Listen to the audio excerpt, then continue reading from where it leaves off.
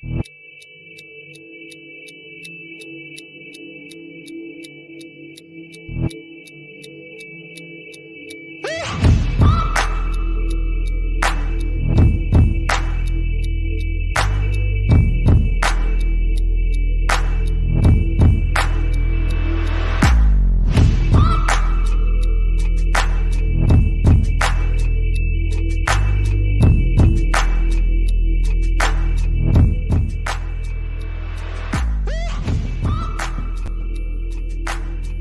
up, everybody?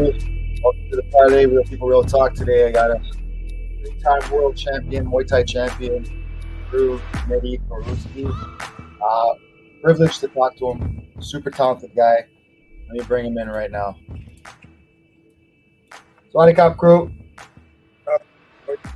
How are you, brother? Thank you. How are yourself? I'm doing well. Thank you for doing this. Thank you for taking the time, and I look forward to talking. Me too. Thank you. So first, I just want to ask, since the last time we spoke, it was a while ago, and we spoke about some of your fights and what the training link was like in Thailand. I guess I just want to start with, since then, how do you feel like Muay Thai is being perceived right now? How it's being trained in the West versus back in Thailand, and what do you see right now on the scene with Muay Thai? Again, thank you for having me doing this podcast, Mark. I know I enjoy talking to you.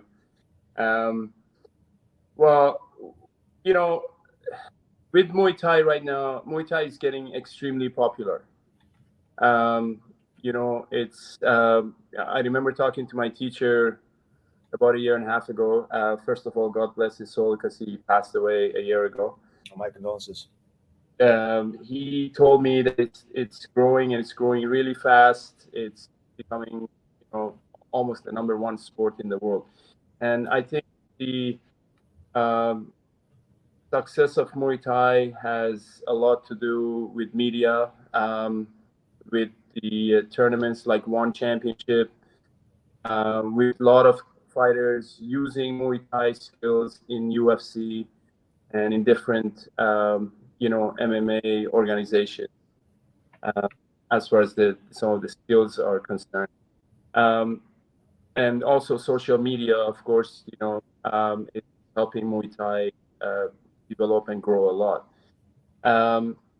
As far as the Muay Thai, the difference between Muay Thai in the West and in the Far East or in Thailand,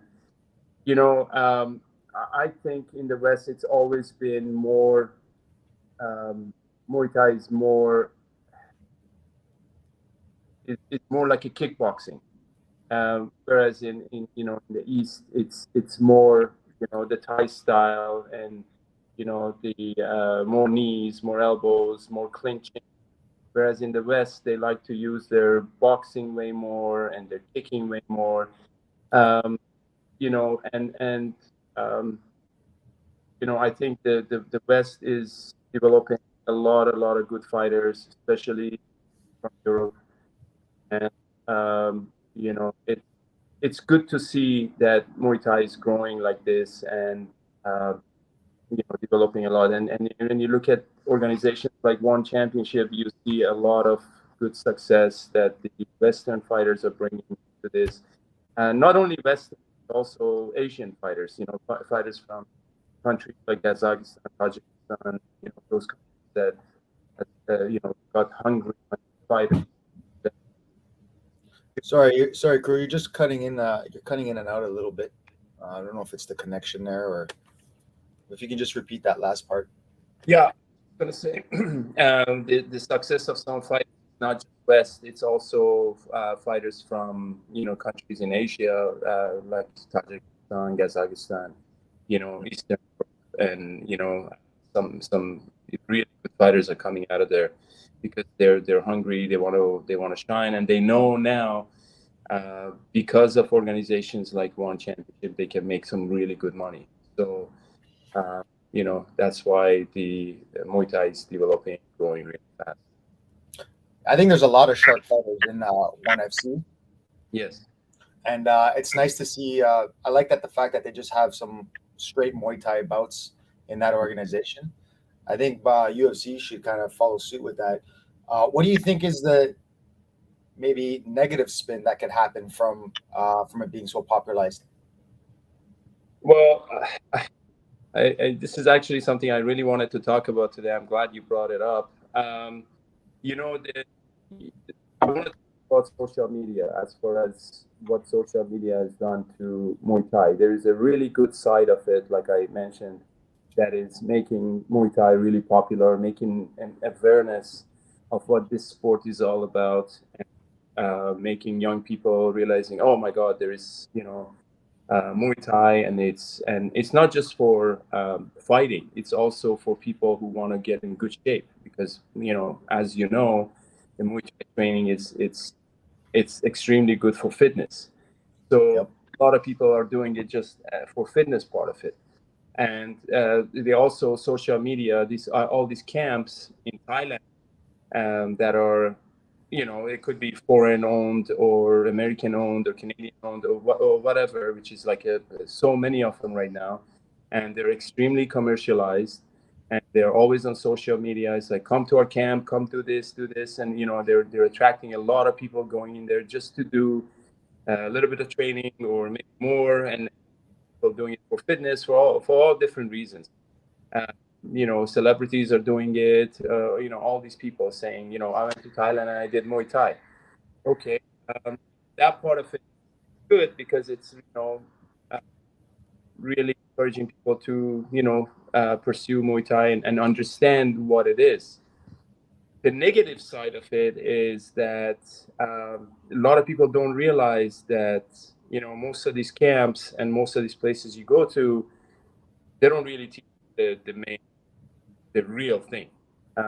They just and they don't get into details. So you're just doing stuff for fun, and sometimes you might get hurt, which I see here from people who have traveled to Thailand and come to my gym, and they're like, "Oh, they got us to do this, and I got hurt. I pulled this, I pulled that." I said, you're not supposed to do that, because the body has to get ready. There's stages for a person to get ready to do certain things. And, unfortunately, some of these places are not pursuing that. The other negative aspect of this and the social media is that there is so many people, and there's probably a couple of them that as well, and I know, and they are on there teaching people and teaching skills and teaching fighting skills that are, I hate to say it, but made up. Make up stuff. They look at videos, they make up stuff because they've never done it themselves. They've never been in an actual ring fighting, and they are telling people to do certain things. Oh, do this, do this, do this. And, it really, it really irritates me when I watch some of these, because I'm like, okay, this is a dangerous sport. And if you're telling people to do something like this and you've never done it, and that's not going to work, that's the negative part, and that's what I see every day. And I'm like, this is not right. And that's the negative part of this. And there's so many people on there, they're not qualified. They don't have the experience, but they're on there because they want to get more followers, they want to sell something. And I that's the negative part of promoting this on social media. Yeah, I think there's a lot of that, and I think in every art. Um, Correct. I think it's just about, yeah, it comes down to, like you were saying too, people going to Thailand. I think it comes down to also just giving the people what they want, so to speak. A lot of people just want to feel that experience or feel or simulate that, that fighting life. They don't realize, what it was really like people going there and actually sleeping on the floors and staying there. And um, yeah, I believe you. It's become saturated, and like a camp Tiger Muay Thai, it's blown up because the professional fighters have gone there. But now it's like a vacation destination where people go there. And not to take anything away from them, they have top notch instructors, but it's like every gym, right? You have your fighters, and then you have your practitioners, and then you have your enthusiasts. And I think maybe on social media, what's happening is those lines are all getting crossed and muddy. Yeah. 100%. So how do you prevent that? It's hard. It's like you said, it's some of these people go there, and they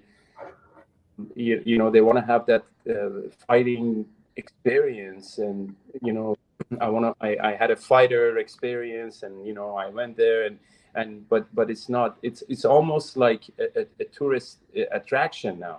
Yeah. It's unfortunate, because this is a serious sport, and it's part of a culture. And I've been involved in this for close to 30 years, going back and forth there. I was telling one of my students the other day, like, all these times I've traveled to Thailand, and so many times, and I've lost count, and I've never seen Thailand. People ask me, "Oh, really? What do you see? What do you see? What are the tourists?" I said, I don't know. For me, always training, fighting, training, fighting, training, fighting, and it's all these people are going there, and they're like, posting their, like their saunas and steam rooms and all this in the camps, and their food they're eating and all this stuff. And I'm like, this is not how a fighter trains, and this is not how a fighter, and there's some of these camps. I saw some commercial, like it was a couple of weeks ago on Instagram, of some of these camps advertising you can fight in a month. And to me, it's like, okay, I don't know where getting these people putting in the ring in front of somebody that goes to the camp after a month. But I don't know how to prevent it, except to talk about it and make people aware of that this is not the right way of doing Muay Thai. And if you're doing it, and you're just please don't say you're doing real Muay Thai, because that's not real Muay Thai. So it's just making people aware of what it is, and by doing stuff like this and podcasts and talking about it. But unfortunately, it's also a way for some of these camps to make money, and there's no actual organizing body that can actually stop it, right? So it's I think, would you agree that, this is also because it's a sign of the times, like the values in which society holds now, as prestige, are going to affect the way we do everything. So, back then, maybe when you were coming up, or even just a few generations ago, when we didn't have the internet so much, it wasn't something that was so mainstream and glamorized. And so the people who actually sought it out were seeking it out for genuine intention, genuine desire, genuine hunger for something that they've discovered through. Because with Muay Thai, like in the West, it was more karate and stuff like that, maybe boxing, obviously, but something like Muay Thai or Lethwei or something like this wasn't something that the average person kind of stumbled into. This was something that, if you were involved in the martial arts, if you were that type of person, then you'll find out about it and then seek it. And now you don't have to seek it, because it's there given it to you. So the people who went there were going there with the mentality of a fighter. Like, this is something I want, versus somebody who says, this is what I want to experience, or this is what I want to post about. And I think maybe at the same time it's a double-edged sword, because that's gonna like make the more weeds in the garden, so to speak. But it also gets exposure to the art itself to get put worldwide. Would you say it's better to be maybe a traditionalist or be an evolutionist in the martial arts? You know what? I agree with it being an evolutionist, and I agree with it, growing, and making people aware of, like you said, it's an internet age, and people are getting to know more about different things. It's about everything, and I agree with that. I actually like that, and I like people to be more aware of. Oh my God, there is such an art. There is this. What I don't like, and it was what I just said earlier on, that if there is different parts of Muay Thai, and there's different things you can do. Like I said, you can be a fighter, you can train differently, and you can be doing it for fitness. And all these people that are, teaching and, trying to give instructions, at least they can say, what, this instructions is, if you just want to be a practitioner, if you just want to, do the techniques, do this. Then if you're a fighter, then get, a real expert teaching the fighting part of it. So, I have no problem with it being exposed and, the awareness, but, unfortunately, everybody is doing it for, saying, oh, I'm a Muay Thai practitioner, I can do this. And I can see the problem, Mark, because I get, kids, and I get like, not real kids. When I say kids, I'm talking about young people in their 20s, and, coming into my gym saying, oh, I want to spar. I want to spar within a day. And if they've never learned anything, then I'm like, okay, what makes you think you can get in the ring and spar today? Oh, I've been watching videos. And what me is like, it's a problem. Yeah, it really is. Guys are getting together in the basement in their houses. Kids are sparring, watching videos. Kids are sweeping each other, not knowing they're grabbing each other, kicking the other leg, because Mr. Sanchai does it every seminar he does, or everything he does on videos. And, he's an expert, and that's fine with that. And great at it. But kids don't realize that how many years you have to practice to actually do it right and not hurt the other person. Yeah. That is the problem that I have with this internet stuff. So, well, I think the problem is, crew, is also, it's like going back to the old school mentality, right? Is like there's no you got to earn shit. Exactly. You got to earn it, right? And it's not just there for your safety, but it's there for you to be like, no, you got to earn this. You cannot just, you can get in the ring and get your ass kicked. Anybody can do that. Like I remember, like, listen, crew, in all transparency, I used to get in a lot of fights growing up. I wasn't scared of fighting. But when I went to a gym and you fight somebody who's really skilled, it's not the same. You have two totally different reference points. Now I might have that fighter instinct in me, but it's not cultivated to a level of this type, And I remember my traumatizing experience was I went and did before I started doing throwdowns. I was asked to just be a sparring partner for somebody who had a fight coming up because they didn't have their partner there, and I got tuned. And this person gave no shits about me. They didn't care about me. Yeah. And it traumatized me because now I had no trust. I had no trust for the gym because these guys don't care about me. And it stopped my development. I pulled away. I didn't like it. It took me a long time before I could get back to a point where I had thank God I had guys like Crew Joey who helped me get over that stuff and helped me find my confidence again. And then I started going to throwdowns, and then I started, now I never really competed too much, but I could go and spar their fighters and hold my own and do just fine. You know what I mean?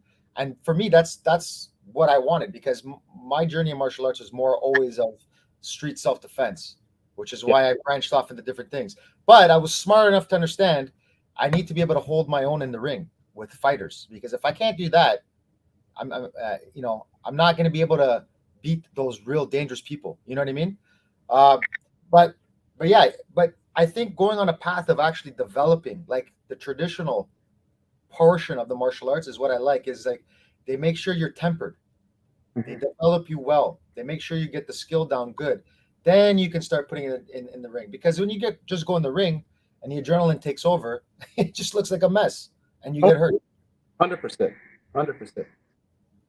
And you know what, Mark, when you're talking about martial arts, it's it's about developing confidence, but not ego, and being humble, not stepping into a gym these days and say, I can do this, I can do that. That's the problem these days. And unfortunately, it's a problem with a lot of stuff with people. And I do blame part of it on social media and part of it, of course, on other stuff. But the real martial arts, I know it. It all depends. It's all based on humility, and it's based on, okay, I want to learn. I want to learn. When I first went to Thailand, after I met my teacher, my coach, and my wife's like, are you going to tell him that you got a couple of belts in Canada and this? I said, no, anything. All I want to do is learn. I'm going to tell him, imagine. And this is what I told him. I told Mr. Naransi, my teacher, I said to him the first day, I said, you know what? Think I don't know anything. Everything from basics. And when you have that mentality of wanting to learn every day and knowing that martial arts is a never-ending journey, that's when you develop, and that's how you get good. Not by going and say, oh, I want to spar today, and I want to do this today, I want to do that. And in the old days, yes, you see somebody comes and spar, okay, fine, we'll show you a few rounds and we'll see what you're made of.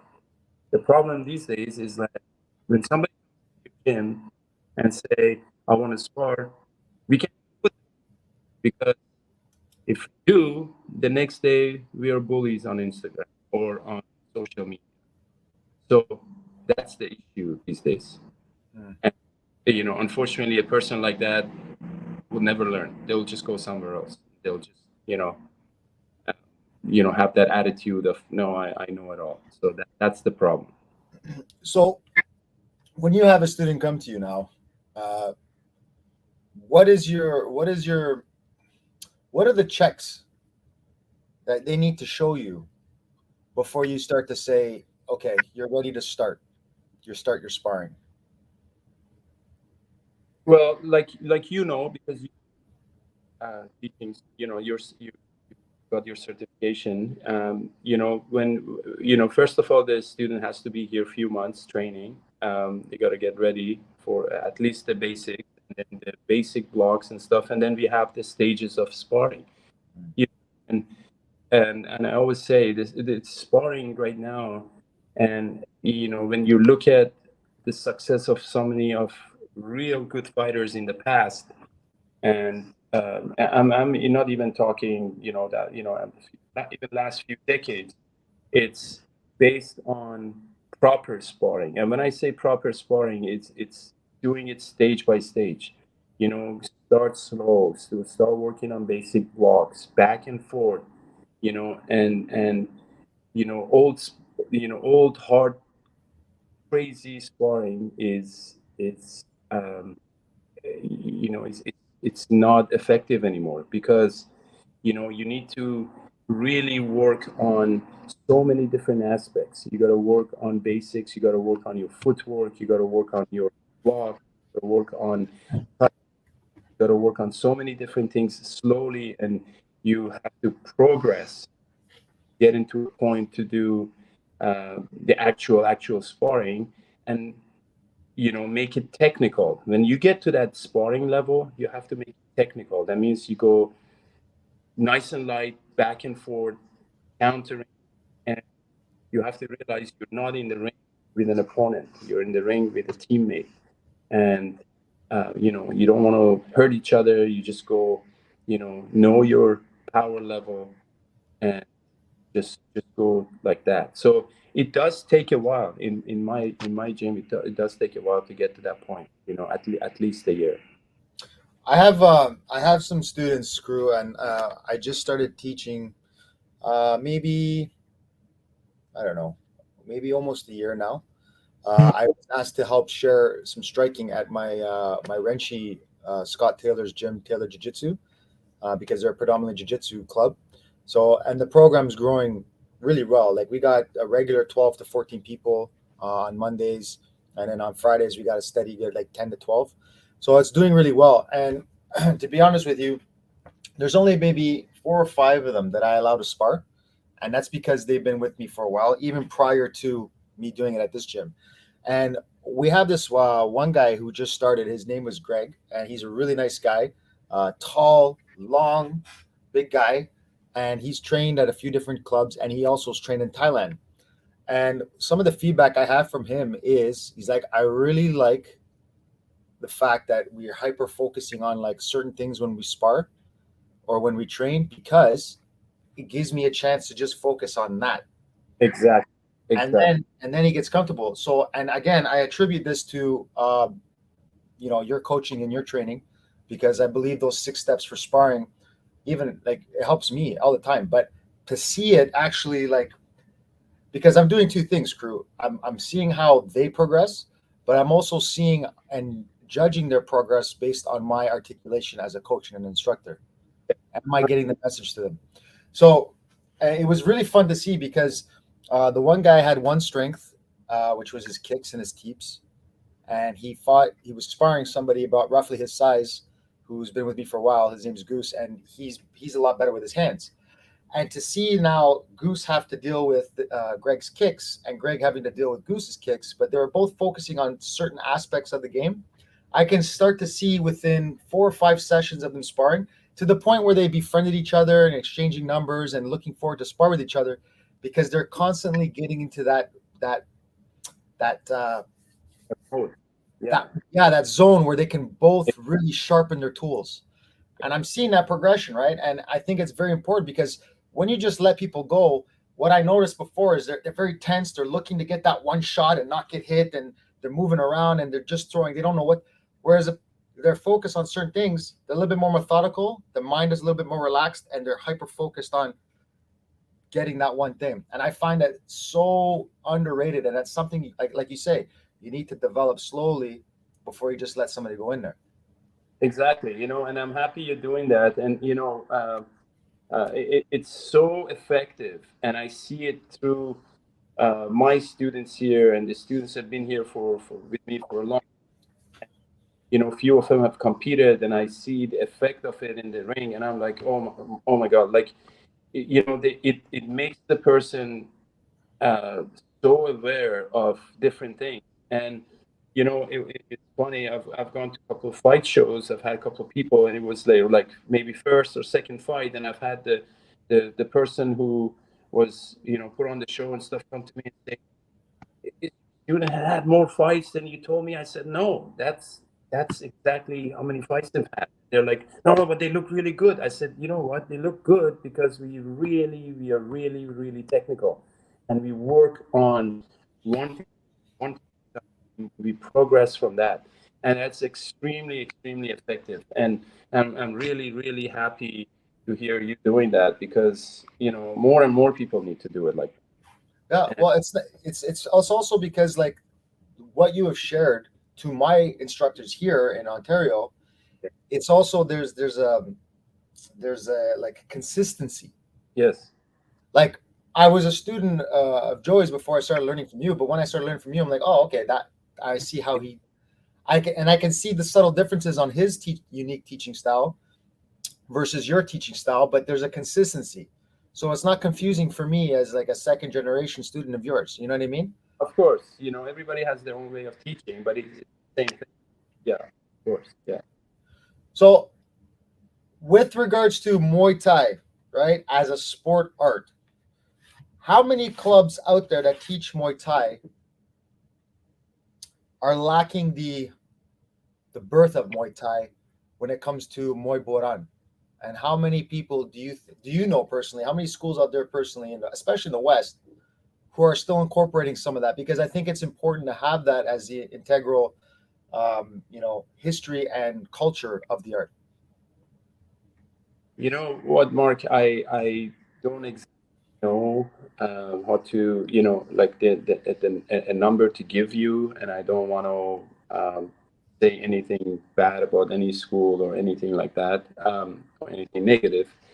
But the Muay Thai that most places are teaching these days, I think in U.S. and in the West, and it's the sport Muay Thai. It's the new Muay Thai.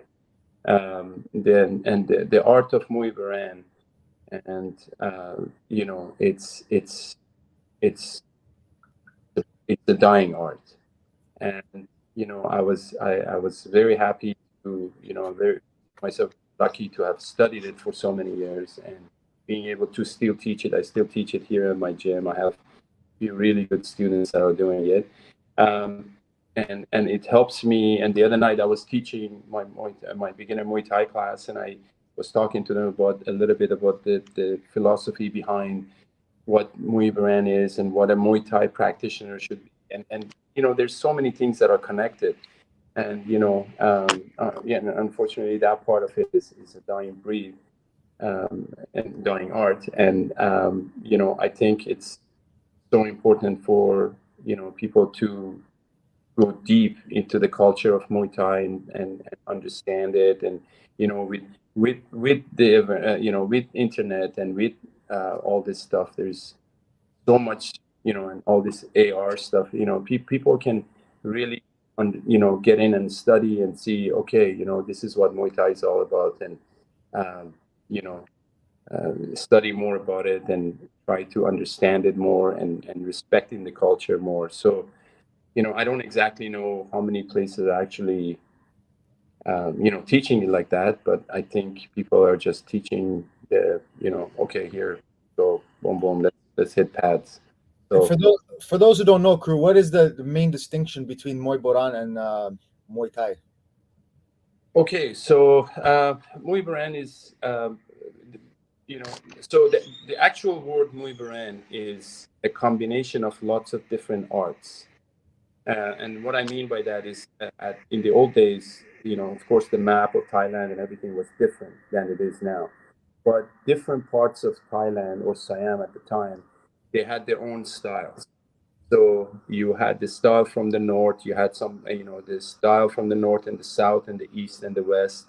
And in the center, the practitioners of Muay Baran or Muay Thai were all had, the bases are the same, but their stances were different. Their tactics were different. Their training was a little bit different. So, the combination of all this was called Muay Baran. So, right now, what I teach and what I studied, part of that was Muchaya, which is from the south of Thailand. And then you got the Korat style, then you got the Wayut style. So, there were so many different styles. So that's what Muay Baran is. And then what happened is, since 350 years ago, the fighters from different areas and different provinces started competing against each other. And then the issue and the problem was that because Muay Baran and all these fighters had skills that were made for war, these skills were all for survival, and the army was using it, and they were using it in the war. So they, when they were competing against each other, a lot of fighters were getting extremely hurt, and some of them to the point of dying. So what happened is they started slowly modifying different rules, taking a lot of different techniques out, adding referees, adding the ring, adding gloves, and all that stuff. And then, it got to a point with Muay Thai, which is sport Muay Thai today. So that's the difference. There's so many different techniques that you're not allowed to use. And, part of the techniques they use in Letway, because they don't fight with gloves, they can use headbutts, but there's still a lot of different techniques and tactics that are not used in the ring these days, because they're extremely dangerous. And you can break somebody's back, you can break somebody's neck, and that is been taken out, which is of course understandable. And that's the main difference between Muay Baran and Muay Thai. Well, crew, with your permission, I got a clip here from your fight here where you had the ropes on. Are you okay if I just share that quickly for the viewers? Of course. All right, and then we can talk about it.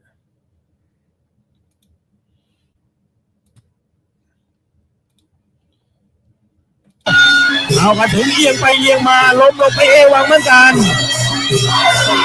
เราใจตื่นเต้นเหลือเกินครับคู่นี้ยกที่2เตะรามตัวแบบไม่ให้หายใจแล้วครับมาแล้วครับ3 1 2 3โอ้โหมา4 5 6 7 8เลยครับอย่างนี้ใจถึงเหลือเกินครับจากรัสเซียเอาเลยครับโดนไปแล้วครับเรียบร้อยฟื้นไม่ฟื้นครับอย่างนี้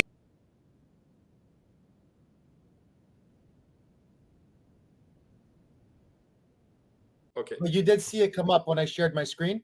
Yes. Okay. All right. Let me start. Okay, so we're recording again. So, crew, one more time. So we saw that what it was like fighting in the Muay Boran with the ropes on. Now, Yes. is it somewhat similar to like a strategy you would use in bare knuckle boxing? Because now we don't have the padding, the pillows on the hands, so to speak. So not everything is going to be thrown with the same kind of velocity. You kind of have to like pick so that you don't damage the hand. What was that like fighting? Was that your first time at that fight, or fighting with the ropes or that material? What did it feel like? What was the difference? Okay, so let me correct you on that one first, Mark, because that fight is a letway fight. So we didn't fight with what's called kachiak, which is the ropes. Yeah. So they do have fights called Thai fights in Thailand, and which they fight with the ropes, but with kachiak.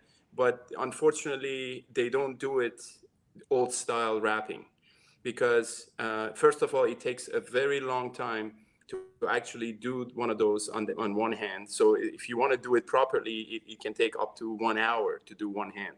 Oh wow!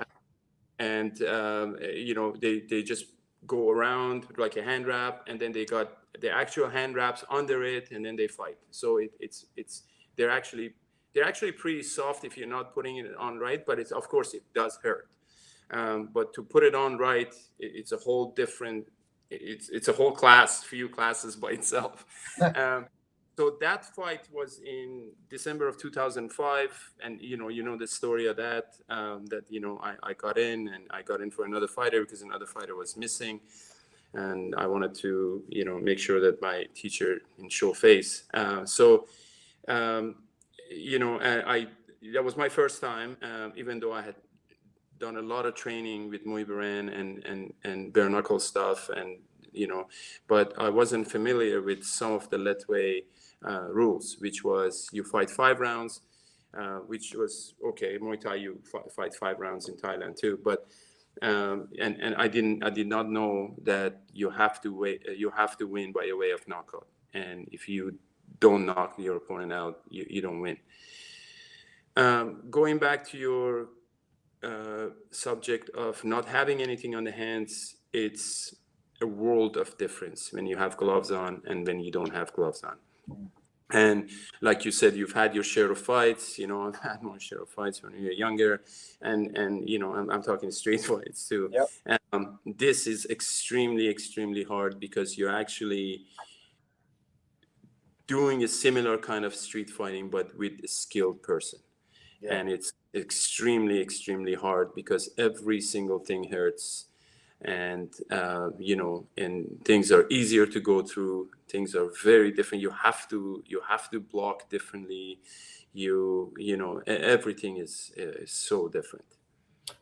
When specifically, I got 2 questions. Specifically, when blocking, when you're blocking the body, are you more now inclined to try to put that elbow in the flight path of that hand? And also for the I tell this to my students too, when they have the gloves on, it's okay if their hands are like that. Mm-hmm. But when you don't have gloves on, you kind of have to change that, because you don't want the knuckles going into your face. Do you kind of leave the head open like this?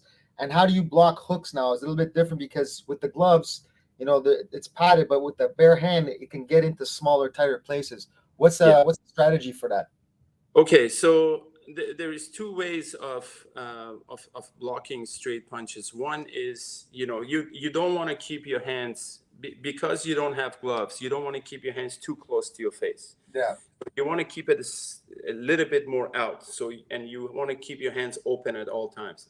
So there is a couple of different exercises that we do in the Muay Boran class, and that's just spending, a lot of time opening, closing the hand, opening, closing the hand, opening, closing, because you got to block and close, because you block, you punch right away. Yeah. So there is a lot of that happening.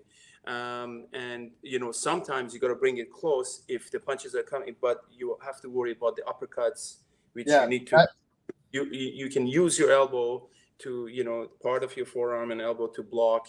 And for the hooks, you have to really tie it up here, and you have to make sure, I'm just going to turn sideways and make sure you almost have the palm like a cup on your ear too, because if you don't want that punch to hit your ear. And one of the really good ways that I also teach blocking hooks and blocking haymakers in my Muay rank is when you go like that, you know, turning your elbow towards the direction of the punch, and the sharp part of your elbow can actually hit the soft part of the forearm. Yes. There's so many different ways to block that. And like I said, it's and I know you appreciate this because, you know, this is what, you know, you love and this is what you do. And there's, you know, it's totally different than wearing boxing gloves and Muay Thai gloves, like, you know, boxing, you know, whatever they fight with the gloves, right? So it's extremely different. Would you advocate for like the more senior student, you know, like, you know, they have their sparring session, right? They have their sparring session, they're doing their thing. And then after the sparring session, for the cool down, maybe take the gloves off and just kind of play a little bit so that they have to kind of adjust so they can have that component for like the street? You know, I would like that, you know. The problem is that you know, so many people don't want to see empty hands going towards their face. You know, and they kind of get intimidated, and they're like, you know, and you know, it's weird how everybody feels differently, right? And so we do, you know, and I always say to them, you know, even when you have your hand, you know, hands into the glove, make sure you open it when you're blocking. And but again, it's two different things. And you know, I would say it's a really good way. I actually like that, what you just said, you know, to get them to practice a little bit. But you know, you have to be, of course, you know, make sure you supervise them and make sure you say, you know, if you're not comfortable, don't do it. But you can also explain to them, like you said, it's for the self-defense aspect of it. You can do this. And you know, I do teach self-defense courses to men, women, and children as well. And for men, I always tell them, you know, open hand, block, you know, and move out of the way, use your footwork. It's just not, blocking is not enough, because the hand can easily go through, and the punch is coming at you with the high speed. You know, you have to move, you have to use your footwork at the same time you're blocking. You know that, right? So it's, yeah. There's a little bit of a static or vibration coming from your sound. I don't know if something's your phone. I don't know if you just want to maybe move it for a second so we can just check that. All this I can edit out so it's nice and clean. Okay, is it better now? It's a little bit staticky still. Let me just see if I can. Maybe it's too close when you're talking. Okay, maybe I'll step back a little bit. Is that better? It's still happening a little bit. Okay, let me edit your mic settings for a second. Okay, let me just go to the mic. Echo cancellation. Okay. All right. So so again, getting back to doing that without the gloves, how much beneficial for you was the clinching aspect of it now that you didn't have the gloves on? You know, clinching without the gloves, it's always easier. You know, clinching is not easy, but because when you practice clinch, like when we practice clinching here, most of the time, we don't have gloves on, because you spend about, you know, 20 minutes, 25 minutes just clinching, working on different techniques and stuff.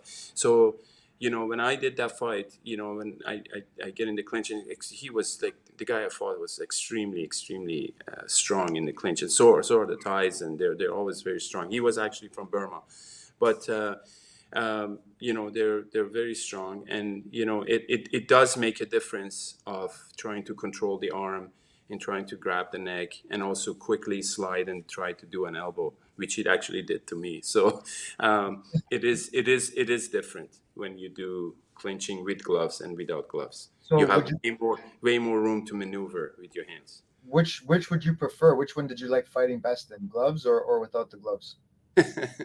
You know what, the without the gloves was extremely painful, and you know, every shot hurts like hell. Like, yeah, you know, I can't imagine. Like, I broke my tooth in that fight. My face was a mess, and you know what? And I don't think that's something that you can have a long career. You can't do that all the time, and no. And but it definitely made fighting with glove way easier after that. Yeah. So, Crew, for somebody who wants to think about doing that, or just bare knuckle boxing, or just for conditioning, how much would you advocate hitting the bag without any gloves? Because I do it quite a bit, because I want to make sure my wrists are strong. I want to make sure I'm hitting with the correct surface. If I Yes. do 5 rounds on the bag, I do the last round bare knuckle, and I go slow, and then I start to sit into the punch a little bit more. Okay, so you're an expert in martial arts. You've been doing martial arts for a long time. I wouldn't recommend what you're doing to somebody who wants to start and who wants to start, So first of all, you have to make your hands strong. So in order to make the hands strong, first of all, they need to know how to make a proper fist. Everybody thinks they know how to make a proper fist. They don't. It's got the steps. You got to bend all the way. And then you got to bring the wrist slightly always forward, which we always teach you, because when you extend it, you want to make sure that the wrist is very important, right? It's all about not hurting the wrist. So that's the first part. The second part would be strengthening the wrist and the fist. So that means doing exercises, doing like push-ups on your knuckles, and doing that, and then start punching properly with gloves. So you hit the bag, you kind of start working on your knuckles, making them stronger. You're punching the right part of the knuckles, punching the right hand, punching the right way. Then I would say, you take the gloves off, you put MMA gloves on or open hand gloves on. So those gloves are less cushioned, and then you can still do it with your wraps on. Put those gloves on, hit with those, then take the gloves off, hit with the wraps. When you're comfortable, take the wraps off, start hitting without anything, and start nice and light. That's a very good breakdown progression. That's slowly. Yes. Prepared, yeah, but because I think people, when you see them throw with gloves, obviously they can throw a little bit more recklessly and it's padded. But for I say this because somebody who trains in the gym, right, and they're efficient in the gym, and then if they get into a street altercation, they're gonna throw as if they have those big pillows on their hands. Yes, and they're gonna mess up their hands, and it's important. I always felt, because again, this is from a person who's always looked at martial arts from a defensive, like a self-defense perspective or goal, is everything I did in the gym, even if it was under a sports context, for me it was so super important to okay, but how do I translate this after? How can I take this skill I'm developing in this safe space so I can respect my body and my partner's body, but then how do I take that information and be able to adjust that so that if I ever have to use this in real life, I can still use it efficiently, but I have to think now in the framework in which I'm going to use it. And I don't think I think somebody, who's doing martial arts, who's starting martial arts or intermediate martial arts, they need to think about that, because sometimes we get caught up in thinking, oh, I can do this because I do it in the gym all the time. But even like grappling on the floor in the cement outside is different than grappling on a mat. 100%. Yeah. So these are the things I think about. Yeah. You know what? And that's the right way of thinking, because in the gym, it's controlled environment. You got the protective gear on, you got doing this, you got doing that, and you're safe. And I see that with a lot of some jiu-jitsu practitioners, and they're I can do this, I can do that. And I always tell them, I said, listen, what you do on tatami mats in your gym, it's extremely different when you have to deal with it outside. Yeah. And they are completely two different things. So, if you need to be prepared for outside, you need to take your training to a different level and different way. And, it's very different. And, when I teach the self-defense to some of my Muay Thai, they're like, oh my God, yeah, you're right. What we do here is for Muay Thai is very, I said, yeah, some of the stuff you can use, but, outside, and it's a whole different game, and that, right? Because that's what you work with, and that goes for all the arts. When jiu-jitsu guys say, oh, I can fall on on the back of my arms, and I say, you cannot do that in the street. I'm telling you that. Well, it's not going to feel the same, that's for sure. Yeah, 100%. It's not. So, and you're not gonna roll around if it's a summertime on your shorts and on asphalt. It's When all you different. when it comes for you to teaching self-defense Yeah. To your students, when you use the portions or pieces from Muay Thai, how important is the clinch in a self-defense? Do you think the clinch is? Because for me personally, and I learned this concept or idea from, I remember hearing Joy saying this from a long time ago, and it made total sense. It's like whoever can control the clinch can control the fight. Because if they're a striker and they're a better striker than you, if I can close the distance and clinch them and take them out of that element, it's going to be hard for them if they don't know how to fight on the inside. If they're a takedown artist and they want to take you down, if you can control not being taken down and give punishment in the clinch. And also in self-defense, most fights, they'll start here. Even in boxing, they'll get shoulder to shoulder, but people always will get into that range where they're holding on to each other. And I think in self-defense, in fighting in self-defense, there's a lot of grabbing because it's very wild and chaotic. Do you teach a lot of portions of not into the depths you would a fighter, but do you teach a lot of clinch when you teach self-defense? What I teach for self-defense, most of it, and I would say 95% of what I teach comes from Muay Brand techniques.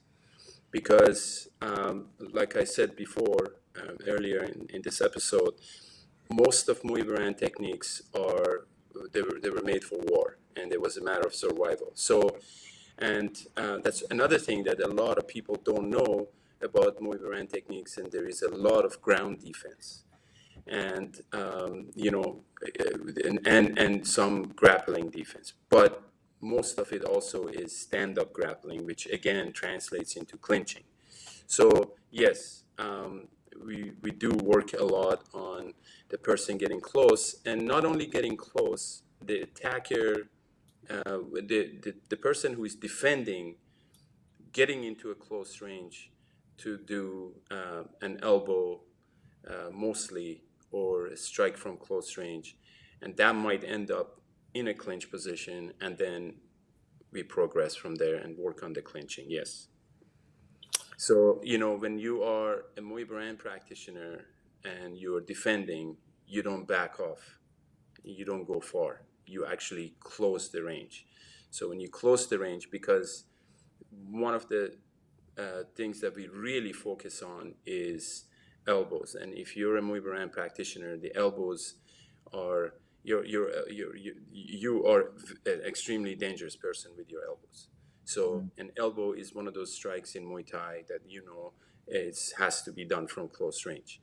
And we get into close range, and these elbows are sneaky. They like, it's one of the things I showed you with blocking the hook, and you step into a haymaker with your forward elbow, and then from then person can grab you out of whatever, if and anything, and then you work from there into the clinch, and that is a little bit different than what you do, because you want to be very effective and dismantle your opponent quickly. So it's very different than doing actual Muay Thai clinching and then trying to kind of swim into each other's hands and grabbing the neck and then kneeing to the side. So this is a little bit different. Yes. And once I'm actually coming down at the end of August to do a workshop at Joy's at perfect.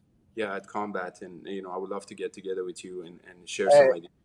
I've been dying. I've been itching. Every time you come, I was like, does he actually like me? Every time he's here, I always miss him. I would love to see you, Mark. For sure, and exchange ideas and get some ideas from you, and give you some ideas and stuff. I would love to show you this stuff. Yeah. Well, while you're down, crew, maybe we can arrange it. So if you do a workshop at Crew Joey's, maybe we can. Yes. Either I'll bring my new students over down to participate, or if you have time, we can get you up on my neck of the woods too, and maybe. Yeah, for sure. I'll be there from the 24th of August to the 28th. So I will send it to you. I'll send you my dates. And okay, perfect. And I'm teaching the fight workshop at Joey's at Combat on the 26th. So I would love to come and show some maybe really good, effective Muay Brand stuff to your students. And, yes. And show you some stuff so you can work with them Yeah, I'd love to book a private lesson with you, or even split one with Joey, or whatever. I'll definitely, yeah, I look forward to that. With regards to the music, do you ever have your students training to the music and trying Yes. to? Can you please explain what your methodology is behind that? Because I find that's helping my students with their footwork. Yes, I love that music. I fought with that music, almost all my fighting career. And when I train some fighters that are going into Muay Thai fights, it's it's a step we have called the fight simulation, which I teach in the level 3 instructor course. And part of fight simulation is we put the music on, and I say, okay, this music, and the music is actually very if you can tap into it, it actually is very helpful. And it just, and the music, once you listen to it, I'm sure you can Google and listen to it on Spotify or something. You will see it starts up slow, and then the speed goes up in the rounds of second, third, and fourth. And that's when you need to be more active and do more, and it actually helps you with the rhythm. Whereas the first round of Muay Thai fighting, it's kind of slower, you're feeling out round, and you're trying to, it's actually like a warm-up, because in Thailand, you don't actually in the back hitting pads warming up before you go in the ring. You're actually sitting in the corner close to the ring once the fight before you is going on, so that you're ready to jump in right after that fight is over. So that music actually really helps if you can tap into it. Yeah, I actually.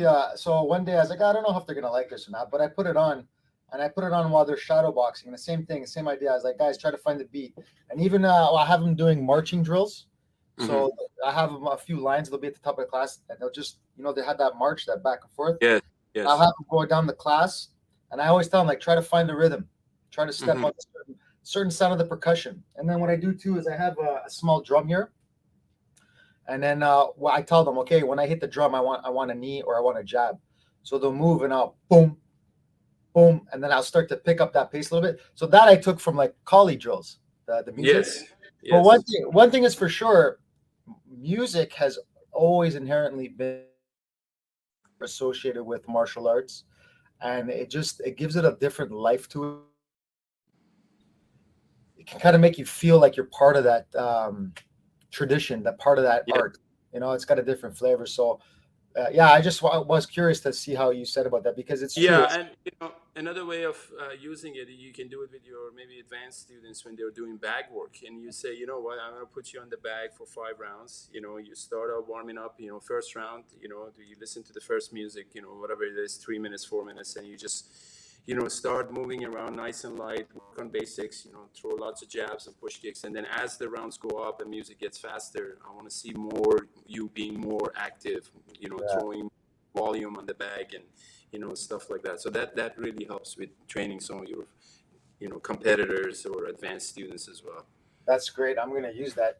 Yeah. When you're developing, this is my thinking, but I want to get your feedback on it. When you're having somebody kind of develop that cardio for volume, do you tell them not to focus on power? And when you want them to focus on power, do you have them kind of just like focus on the one thing and just hit it hard? Or when do you try to incorporate both? And do you segregate when you're trying to build up a particular skill set?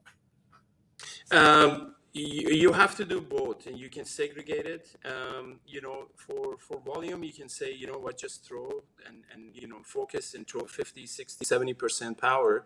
And then, and I'll tell you the Thai style kind of training, which really helps with everything, is you at the end of your workout, you go on the bag, and all of a sudden you throw 50 or 100 powerful kicks.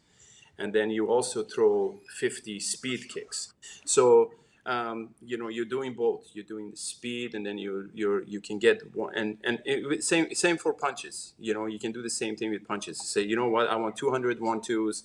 Go as hard as you can. And towards the end of training, because the end of training is when the student is tired or the fighter is tired, and that's when they need to build that endurance.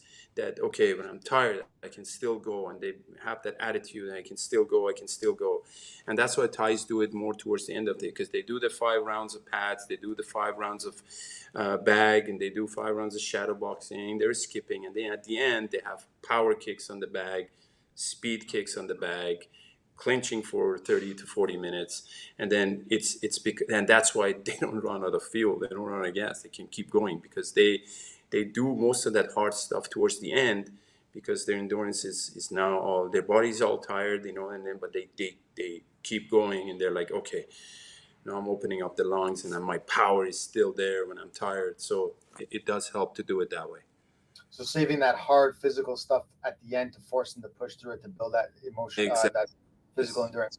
When you're having students first starting to train to clinch, right, and you're just showing the basic positions, do you have a moment of like simple instruction, drilling, and then do you kind of, like with regards to the swimming and pummeling, do you let them get into that tension, kind of like sparring with that right away, because there's not so many hits when I'm just talking about swimming? Yes. So basically, I think this is way easier for me to show you when I see you. But there is, you just got to get them used to, like anything else. And one thing I have to tell you about clinching, Mark, that clinching standing up, honestly, should be a separate art. It's a completely different art. Yeah, it is. It's basically like jiu-jitsu and wrestling standing up.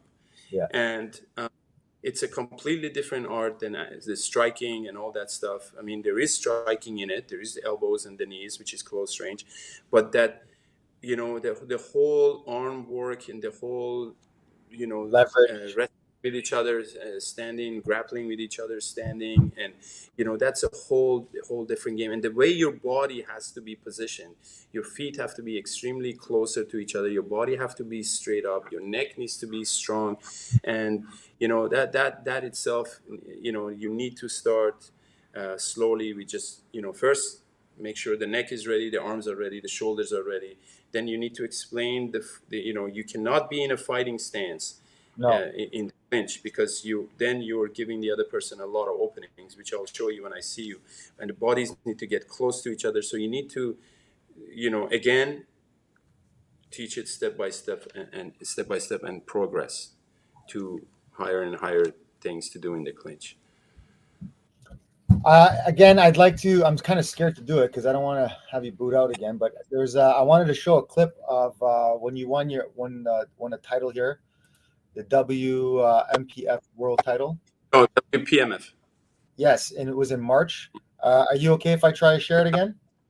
Of course, yeah. Go ahead. Okay, let's drink some water. Oh, I'm drinking coffee. You drink anything you want anytime. Okay, so let's share screen. Hopefully this doesn't cut us off. Yeah. All right. Can you see it, crew? Yes, I can. Yes. Okay.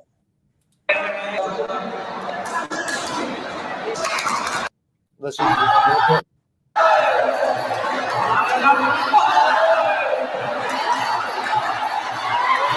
well, what round was this? Oh.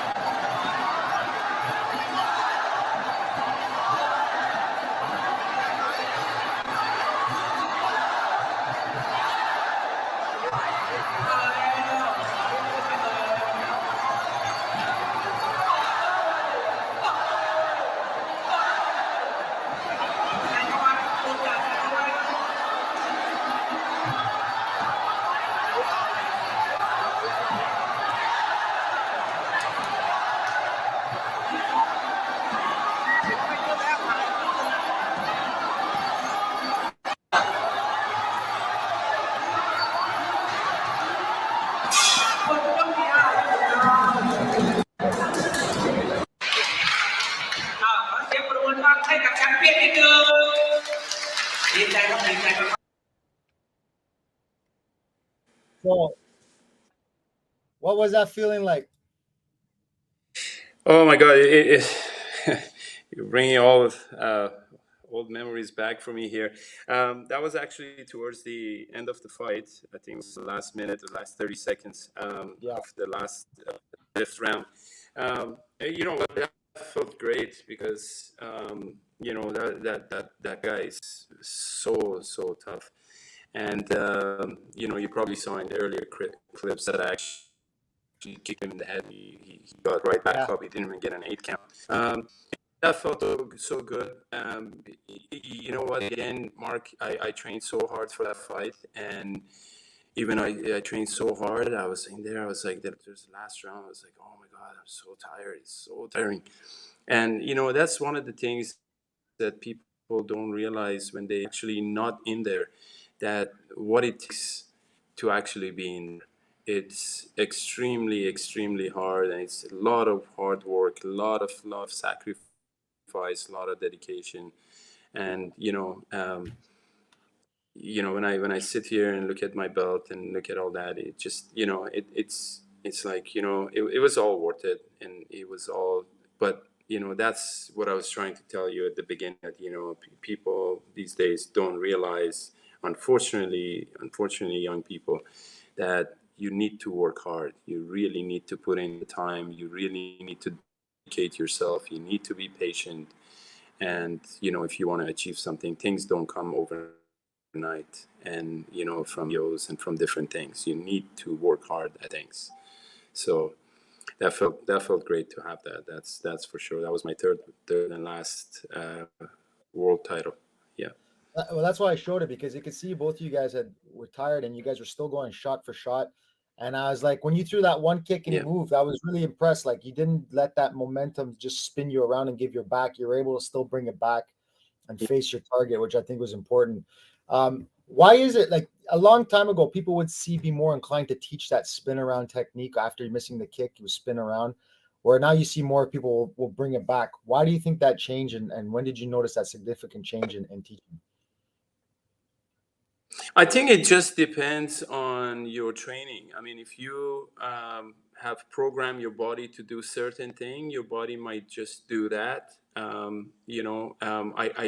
did a lot of kicks for this fight when I was training for this. I know I actually had a lot of ankle weights on every time I was training. I had ankle weights on. I was kicking, and that's why I wanted to kick a lot during this fight. I actually changed my strategy because, you know, my teacher told me that this person has actually got a boxing coach, and he knows, you know, you're going to come in using your hands. And I went in and I just used my legs instead. So I completely changed my strategy. I was very comfortable with my kicks in this fight. I was fast with them. It was coming up easy. I think, Mark, it's just training. You know, it's just what you program yourself to do. So if somebody misses a kick and want to try to do a spin, you know, it's actually not a bad idea. It's good. You know, we teach it here to advanced students, and that's because when an opponent sees your back, they're going to rush. So it's good to have that arsenal and that weapon to use. But again, you know, if your body can stay balanced and your core and your kick is ready to come back into a position that you're facing your opponent, you know, it all depends in training. I think it also depends too, situational, depending on how hard you throw the kick. If I cross that center line too much, I'm better off spinning around. So I think it's just kind of a when, yes, as opposed to just. And one of the last questions I want to ask you, crew, is for people who are starting to do Muay Thai, right? The kicking of Muay Thai, the delivery of Muay Thai, the power generated in Muay Thai, you have to have those open hips. It's always the one thing that people always feel the most awkward about, is learning how to do the round kick or the high kick, or even to the body, but even the low kick. How do you help develop, and how do you develop that kind of ability to open up the hip and to kind of generate that power for anybody new listening who wants to start learning? I think it's I think that's a very good question, and I think, you know, when you start, you got to make sure you have proper stretching, and you know, you got to make sure wherever you go, they teach you proper stretching, and you know, and like anything else, you got to make sure your body is ready.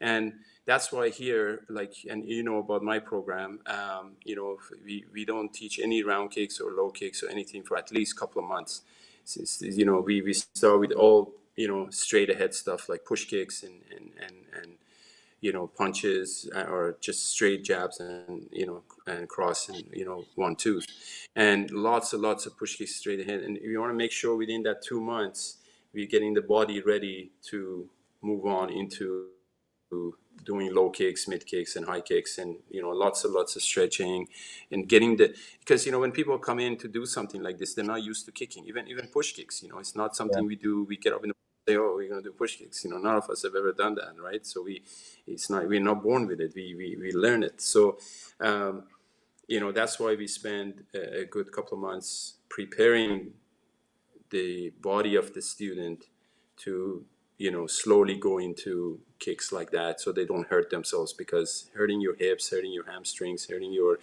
glute muscles, it can stop you to training for a long time.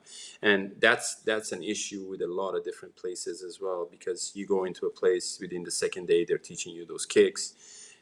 It happens in Thailand, because it's not like they some of the some people might say, why are you saying in Thailand they do this? And it's not like the Thai trainers and they want to do that. It's because that's how they have been, since they started to know how to walk, they've been doing Muay Thai. So it's very different for them. And a lot of people always ask me too and say, how come that Muay Thai teachers don't focus on footwork and stuff? And I say to them, because for them it's just like walking, because as soon as they do that, they're 4 or 5, they get into professional fighting, so they don't see that. Whereas for us, because we start later in life, and we're like, okay, we need to have the footwork, we're not familiar with it. It's like anything else. So that's why it's very important to take it step by step and make sure your body is ready to learn something. And as my system is just like, okay, you do this, now you're ready to do this. You do this, now you're ready to do this. So you got to be progressive. Well, that's one thing that I remember when I started doing the program and the education for leveling up, was the time you took just to show us how to teach someone to close their hand. And you said something I won't forget. It was pretty good. You said, as martial artists who have been doing this for a while, what we expect people to know, people don't know. Exactly. So you got to take the time to really just, and it's not some people will, it's not like you expect them to know nothing, but it's always good to kind of just re-go over that, because you can't assume what people know. Okay, make a fist. Well, they don't know how to make a fist. Some people are doing this and some people are doing that. And it's like, you got to make sure. It's our job to educate them. Right, so it doesn't matter. 100%. Doesn't matter what they know. Yeah. And because of that, I don't overlook anymore. I always just ask. I'll even ask them, "Can you show me how to make a fist?" Okay, good. And if I can't do that, if they can't do that, that's my first point of reference. Perfect. My first lesson. Yeah, absolutely. Perfect. Well, before we get going, crew, do you have anything coming up or anything that you want to share with anybody who's listening to this with regards to Muay Thai or what you'll be doing in the near future? Well, I was just, like I told you, I'm coming down there for a workshop. I teach a lot of fight workshop, and here at KB1 in North Van, my gym. If anybody has any questions or any concerns or anything they want to focus on, whether it's teaching, learning, all that, they can contact me through our website, kb-one.com. And again, I'll be in Toronto, Mississauga area in August. And the August 26th at Combat Arts, and I would love to work with you as well. So my pleasure. Thank you so much. What's your YouTube channel, real quick, before we get going, so people can? It's my name. It's Mehdi, Mehdi Pouroskoui, Pouroskoui. So that's my channel. All right, well, crew, it's always a pleasure. I love learning from you. I love listening to you. Thank you. You've got a real love for the arts, and I love how you stay sharp, but you also keep that traditional way of learning things and cultivating things. I really appreciate that, and I wish you the best of luck. I can't wait to see you. Thank you, Mark. Always a pleasure. Thank you. Right, good care.